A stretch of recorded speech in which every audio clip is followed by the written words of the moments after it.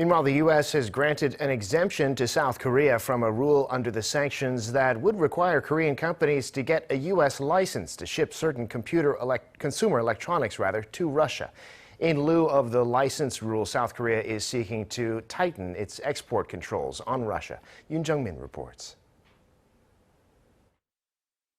With the U.S. having granted South Korea an exemption from the so-called Foreign Direct Product Rule, or FDPR, Seoul is seeking to further tighten its export controls on Russia. The Trade Ministry said Friday it will add 49 entities to the export restriction list designated by the U.S., which include Russia's Defense Ministry.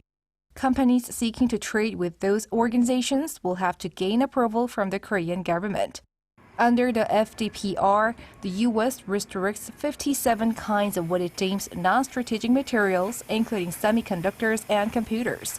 Seoul is currently in detailed discussions with Washington about how to handle those items and is in the process of revising related rules. As for strategic materials, South Korea has already announced a ban on exporting them to Russia following its invasion of Ukraine. According to Seoul's Trade Ministry on Friday, the exemption to the FDPR was granted based on South Korea's own export restrictions on Russia being well aligned with those of the international community. The FDPR would have required Korean companies to get a U.S. license to ship certain products to Russia, which would take months for approval. The rule affects items that use U.S. origin technology or software. More than 30 countries, including members of the EU, as well as Australia and Japan, have been granted exemptions already.